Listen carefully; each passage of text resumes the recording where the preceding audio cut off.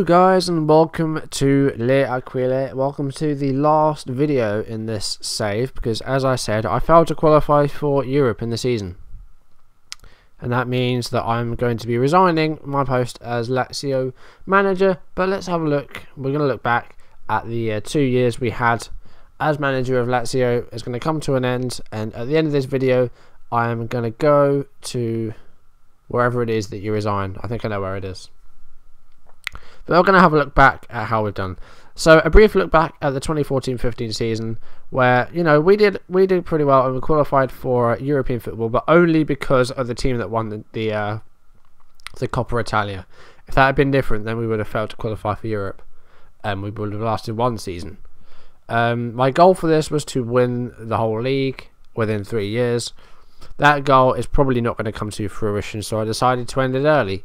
Just because basically as well because of the dominance of the teams like Inter Milan and Juventus. AC Milan started off right up there with the other two, but kind of dropped off the pace a bit. So this is how the table finished. I'm just going to show you the table right now. So here we go. So Inter Milan won the league by 2 points in the end, only losing 2 games in the season, as did Juventus, separated by only one draw, which Juventus had. Wondering who that was against, I'm not quite sure. AC Milan came third, 78 points, and they only lost 2 games as well, but a lot more draws for the Rossoneri. Sampdoria finished in 4th place, and they get a space in the Europa League group stages, 60 points for them. We only missed out by a point. 5th place was Udinese, and they got 57 points, so they will enter the playoff stage, and then we finished 6th, 56 points. Played 38 games, won 15, drew 11 and lost 12, which is too many losses. Too many goals conceded as well. In terms of goals scored and goals conceded, in terms of, like, goals scored, we were actually 4th on goals scored, but then in terms of goals conceded, where were we? 7th. So we conceded far too many goals for my liking. And all the teams that were above us, apart from Cagliari, were the bottom 5. Oh no, and Catania in 10th. So the bottom 4 were 4 of the 6 above us in terms of goals conceded. But yeah, we got ahead of Lazio, ahead of Napoli rather, and we beat our rivals Roma as well by 5 points. So that's a silver lining, I guess. Looking at the underperformers, Fiorentina stand out, 44 points for them, only 13th place. Well, Parma might go out of existence, but we'll see what happens with them. Hoping they don't. So there have been some weird things. So Sampdoria finishing where they finished, as you can see, they actually got relegated from Serie A in 2011, and they came straight back up, and now they're in the Europa League. So a really brilliant climb back to I say past glory, but climb back to the top half of the table for Sampdoria, who were back in 2010 finished in 4th place. So they're looking on the up. But then, yeah, Lazio, so having a look at them, so going back to the 90s, so they were always around this position. They had a bit of a drop in 2006. That was because of match fixing scandals and point fines and stuff like that. Went up to 3rd, and they've been a bit up and down Lazio in the past sort of 20 years or so. And, there's like the last time they won it in 2000. But, I was hoping to maybe get back to, where we got to in 2012, about 4th place, that sort of area. But it wasn't to be. So, let's have a look at some of these fixtures then. So, I'm not going to look back too much at 2014-15. Let's focus on this past season, because we know what happened the season before. So, yeah, pre-season was pretty much a disaster. We lost the first 3 games, and then we just conceded far, far, far too many goals. Didn't get our first clean sheet in the season rather, until the end of November, where we won 3-0 at home against Sampdoria, who eventually finished above us. So yeah, we conceded far too many goals. A 6-3 defeat against Catania was definitely a low point. Sebastian Leto, a former Liverpool player, getting a hat-trick in that game. We did get some good results. So, for example, a draw against Inter Milan.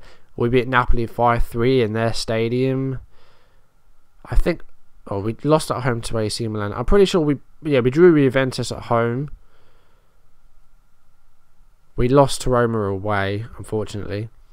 Coppa Italia final, that was a it was good to get to that far, but then we blew it in the end, lost on penalties to Cagliari in their first appearance in the final, and then we failed to win our last 2 games, which would have secured Europa League status.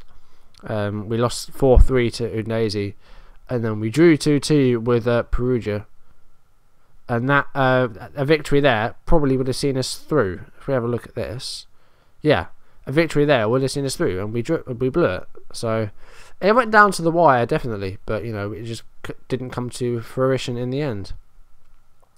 So that's that. And then our Europa League campaign, we went out in the group stage, which was kind of annoying. We did have a difficult group though, with Dynamo Kiev and Fenerbahce. Omonoia weren't too bad. We beat them 3-1 at home, and then beat them 3-2 in Cyprus. But Kiev and Fenerbahce were just too much for us. We suffered defeat against Kiev in Ukraine, and also losing to Fenerbahce in Turkey. And we beat Fenerbahce at home, but then Dynamo Kiev at home, this game was definitely a low point in the save. 5-1 defeat at home is just not good enough. The team was just too bad in this game. Closer though, only stand-up performer for getting the goal, and a 5-1 defeat. So that really was a low point. But runs like this were really good, but we just, the last half of the season, I think it's down to injuries as well, played a huge part in our season. And yeah, as a result, our last 3, 6, 9, 10, 12 games, we lost 8. So in the last 12 games, 3, 6, 7, 8, 9 points out of a possible 36. There's no 2 ways about it, but that's relegation form. If we'd have had that form throughout the whole season, we would absolutely be bottom of the league.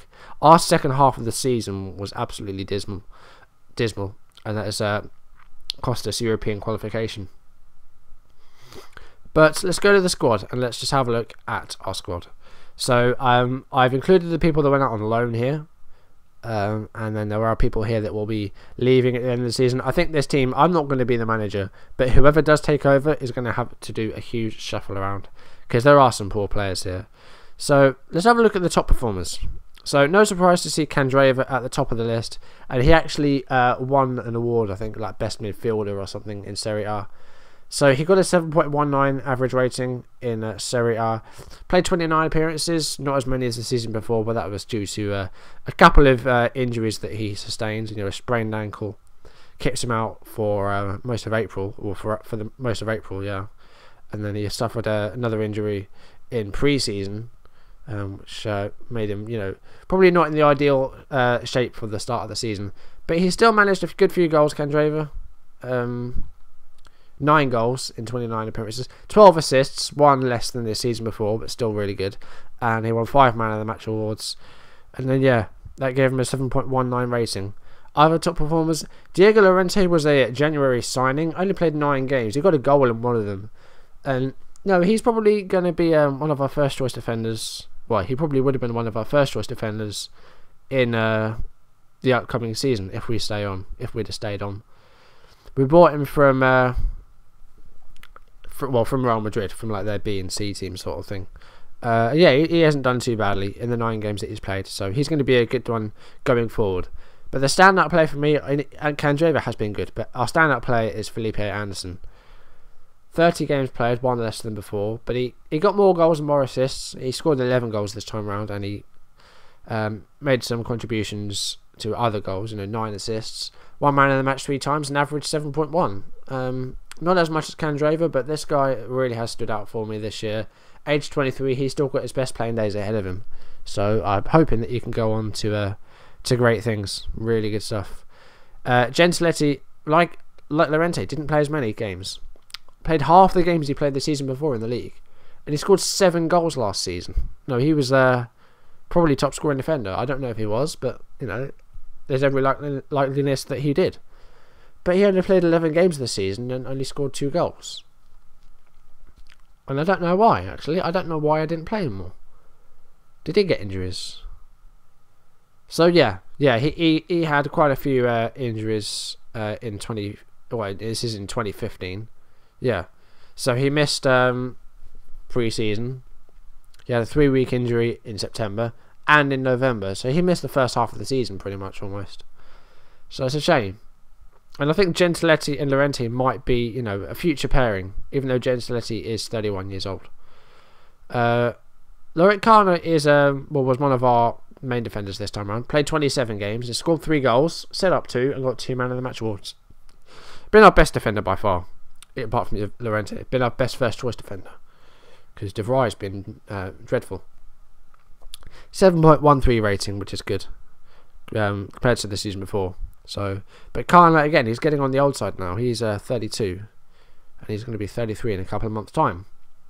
So, yeah, he's I want to try and keep some of these old players on, but then I do need to buy some new players, some younger players, you know, to take the torch. Lulic, let's have a look at Lulic. 30 years old, left-sided midfielder. Only played 17 games this time around because we had a loan signing in Stevanovic who played a fair few games. Scored 3 goals, set up 4, 1 man of the match once, 6.94. Fairly solid, so pretty good. Let's have a look at Antonelli. Left back was signed at the start of the save, our first signing, or our only signing in that summer window. Got a 7.03. A few defensive errors. If we go to his stats, yeah, he made a few mistakes. None of them actually directly led to goals, but he didn't. Yeah, he made a few errors and he had some bad games, definitely. But he's actually been really good. No, his minimum rating was a 6.5, but you know, average over 7 is always good for me, I think. Now, closer, you know, he's 37 years old, and we've got him on for another year, so I'm going to see if I can just get him on a rolling contract just a year at a time until he decides that he wants to retire. He only got 4 goals this time round. He only played 15 times though. He's an injury-prone player, so that really didn't help. He's injured now. Actually, he suffered a injury which kept him out for about 6 weeks, and that was in mid-April. You know, it's all these 3-week and 4-week and 5-week injuries that really take their toll on a player. So I'm wondering how much longer Closer's got left. Now Maurer is retiring at the end of the season, which is imminent. So he only played 10 times for us this season. He got 2 goals, but his second half of the season he had some games which he was really poor in, and so I just thought, you know, maybe it's just best that I just sit him out. He came back in for the last couple of games, you know, it's kind of a swan song, but yeah, Maurer is retiring at the end of the season. Now Keita really excites me. He's actually could be a potential signing for Liverpool in real life in the summer window. There has been some speculation as to whether he will leave Lazio or not in the summer. Liverpool definitely interested.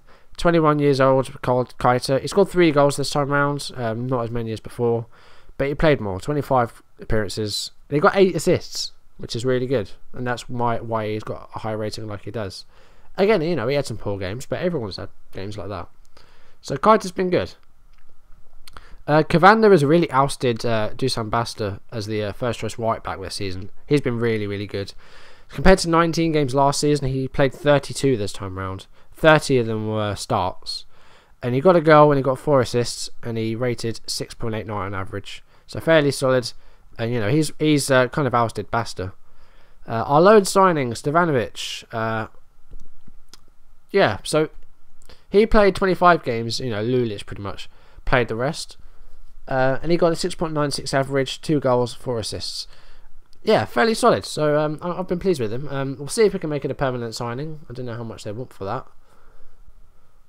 Who's next on the list? Libor Kozak, 27 years old. You know, he came back to the club from Villa, and yeah, I never looked at his report. He's only his recommendation is only 2 stars, and he's only thought of as a useful player.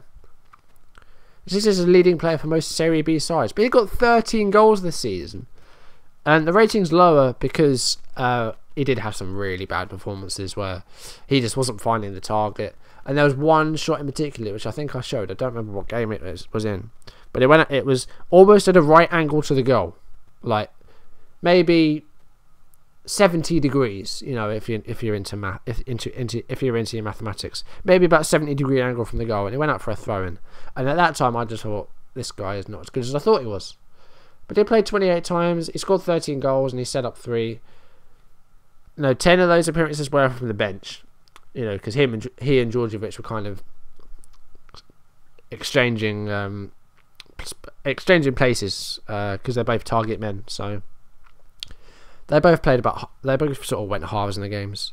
Next up, we've got one of the players that went on loan, Freitas, and he actually had a really good time at this place, Virtus Entella. He's actually played 39 games for them. No goals, but he's got 6 assists, and he won man of the match 3 times. And his average 6.92, so I'm going to keep him on at the club this season and see if he can get some game time in at left back.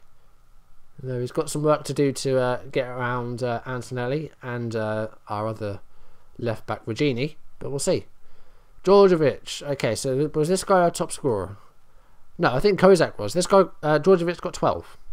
22 appearances though, so not as many. But I think he had some... Did he have injuries? I don't remember. Not long injuries, so I think I just got him out of the squad entirely after some really bad games.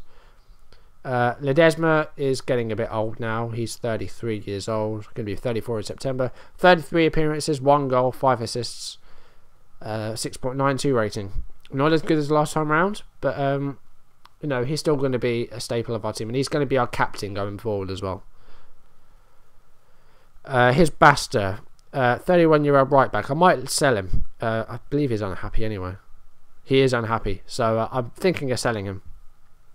He only played 8 times this time around. But this is what I mean about him being ousted by Cavander. He was actually signed before the save, but in the summer for 4.6 million, and he only played 18 games last time around. So he's gone down a bit form-wise.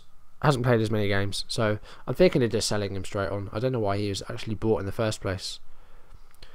Parolo is 31 as well. We have quite an old Lazio squad. I think ours is probably one of the oldest in the league, even though we do have young players like Kaita and Anderson.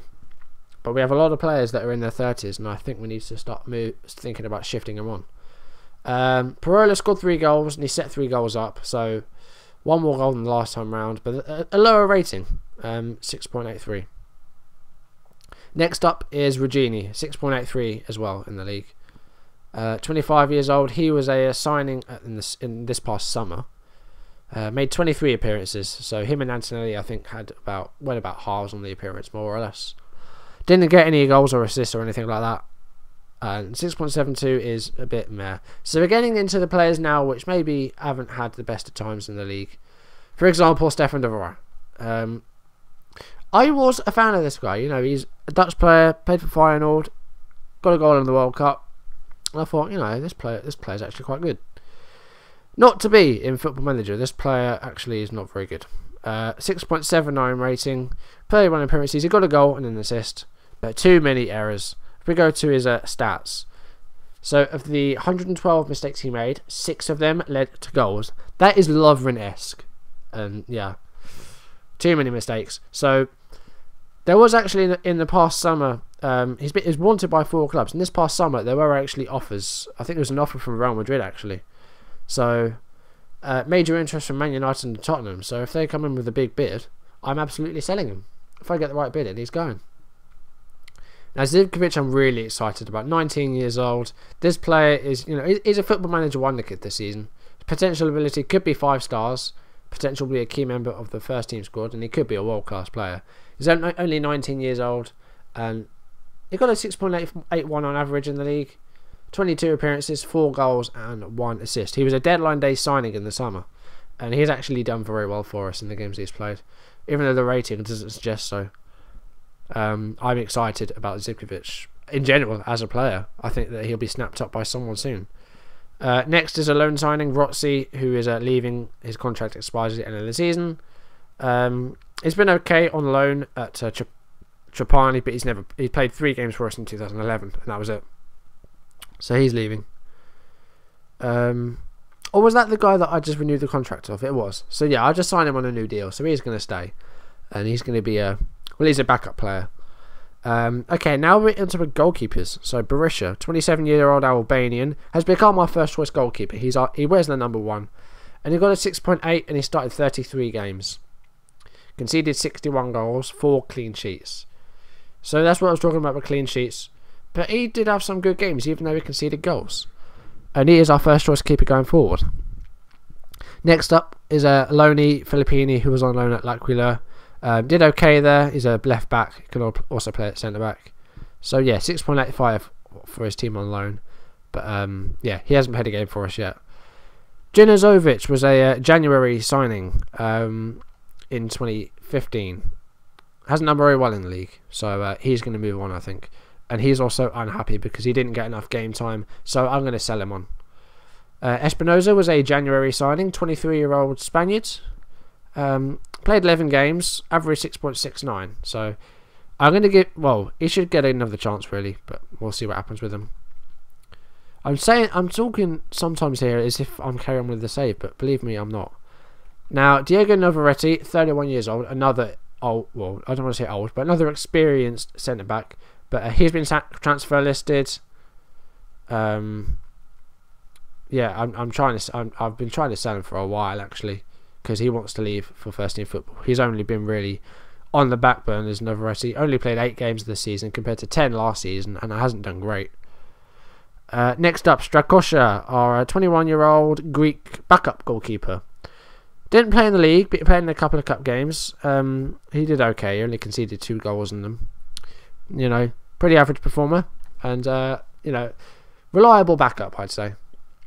As for Gonzalez, 31 years old, hasn't had a great season. Played 16 games, hasn't really stood out for me. I'll see if I can sell him on. Because 31 years old, this is what I mean. We need an overhaul of the squad, and I think it's some of these early 30s players that need to go. They're part of the problem. So Gonzalez might go. If anything, we need playmakers in midfield, and we've got too many people that are like ball-winning midfielders and stuff like that, so they're going to go. A few loans here. Barletta loaned this guy, Alez, or you got this guy on loan.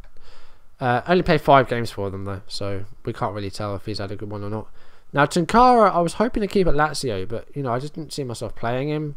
He went to Brescia, and he didn't do very well. He got 8 goals and 29 appearances, but he must have had some really dreadful games to have only averaged 6.69. He's played 6 games for us, but that was in our first season and didn't do very well in them either. So I might move him on. Serpieri, another loanee, played 20 times for Tutaquolo, didn't do well. We're getting towards the end here. Marchetti is leaving for Palermo because he was very unhappy with us because we dropped him out of the Europa League squad because we had too many players. Because you can only register so many, unfortunately, it was him that paid the price, and he got very unhappy about it. And as a result, he only played 5 games, and in those 5 games, he conceded 13 goals and didn't do very well. So he's leaving at the end of the season. I was going to let his contract expire anyway, so he's joined Palermo in the Bosnian rule. The 40-something-year-old Minala, I swear he is. That can't be right. There's no way he's 19. There's a whole thing about he had to prove his age. He went on loan to Bari and to Modena in the past couple of seasons and had a torrid time. So I'm going to let his contract run down. Brian Pereira he's actually been on the bench in real life for a couple of times for Lazio. And he played 19 times in a 2013-14 season, but hasn't played for us at all in the save. Had a really good time in Perugia last season, but with Torino, only played 12 games and didn't do very well. So we'll see what happens with him. I might leave him... well, he can't play in the under-21s, can he? So I'll have to let him go out on loan again. Now Edison has been a pain, and I want him out of this club. If I've gone sell at any price, so I want him gone. He's always been a backup player for Lazio, but to this season he's only played twice and got 6.3. So I don't want this guy in my club because he's just not very good, and he never has been. And then finally, Ilari and Konko haven't played at all. So Ilari, 22 years old, he's never really been up to it, so he's been released. And then Konko is retiring at the end of the season because he just didn't get into the squad. He's only 32, and he only played 3 times for us the season before, and then went on loan. So yeah, Konko's retiring. So that's a look at the team. It's May 31st, so we don't have any fixtures for the next season. So what I'm going to do is I'm going to go to my profile. How do you resign? Oh, my contract. Resign. Yes, I want to resign. And we should... Yep, 9 steps down. The false 9 has resigned from his position as manager at Lazio. 9 had been manager since July 2014, and we finished the season in 6th place in the Serie A. Frank de Boer is a favourite. So, excellent stuff there. Also, oh, that's the sack race, okay. So, Frank de Boer is favourite behind, ahead of Colque Flores, who is unemployed. I don't know who that is. And Gerardo Martino, who is also unemployed. Career stats, can I look at those? Oh no. So it doesn't look like you can look at a manager's history like, as a manager, only as a player. So what I'm going to do...